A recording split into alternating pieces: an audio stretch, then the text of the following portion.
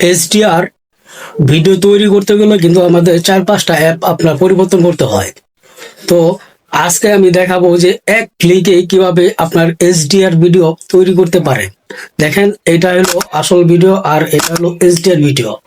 আসলে আমরা কিন্তু কেউ জানি না যে এইচডিআর ভিডিও আসলে কি কালারের হয়ে থাকে, তাই না? অনেক মানুষ কিন্তু জানে না যে এইচডিআর ভিডিও কাকে বলে।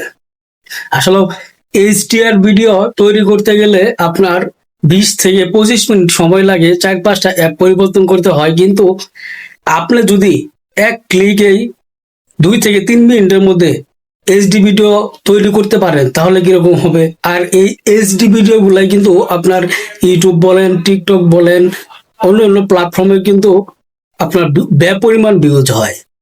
বিশেষ করে আপনার ফেসবুক এবং টিকটকে কিন্তু এই এইচডিআর ভিডিও ট্রেন্ডিং এ চলে। চলুন দেখি যে এইচডিআর ভিডিও কিভাবে আপনার তৈরি করা হয়।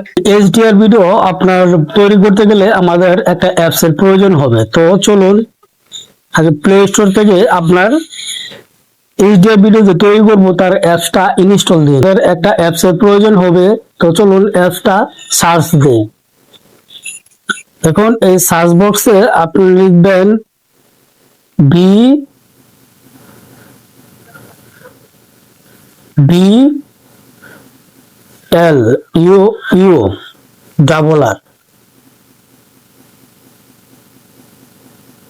দেখেন এই ভিডিও যেহেতু অ্যাপসটা আমার আপনার আগে থেকে নামানো আছে, তো আমি সেখানে চলে যাব। আপনারা কাইন্ডলি এই প্লে স্টোর থেকে আপনার নামিয়ে নেবেন। এই তো চলুন চলে যাই অ্যাপসে। দেখেন অ্যাপসে ক্লিক করলাম।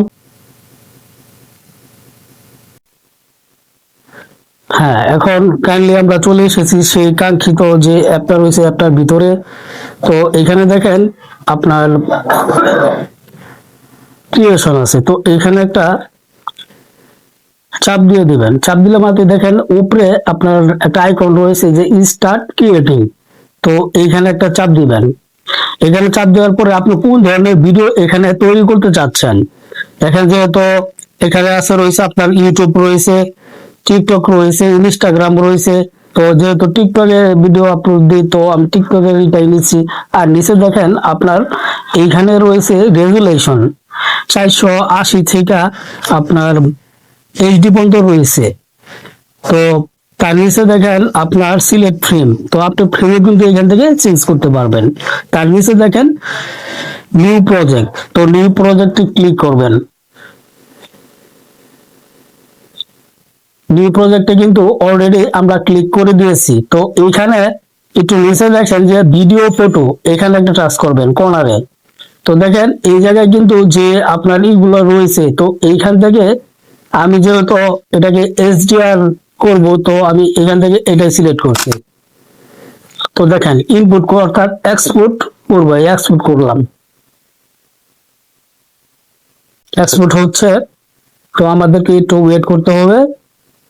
ওয়েট করার পরে কিন্তু আমরা চলে যাব সেই কাঙ্ক্ষিত অ্যাপস এর ভিতরে। আবার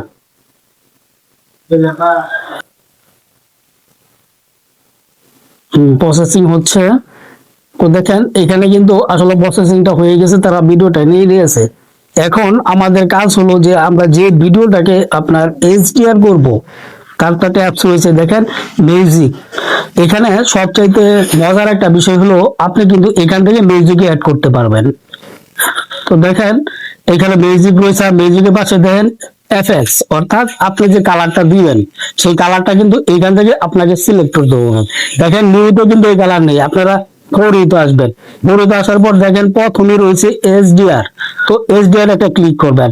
আর এইখানে কিন্তু আপনাকে ফ্রিতে কোনো কিছু দিবে না, তো এখানে আপনাকে অ্যাড দেখতে হবে। তো অ্যাডের মাধ্যমে আমাদের কিন্তু আসলে অ্যাড গুলো আমরা দেখেছি, ওগুলো আমি স্কিপ করে দিয়েছি। তো এইচডিআর দেখেন এখানে কিন্তু অলরেডি আপনার একটা ইফেক্ট বসে গিয়েছে।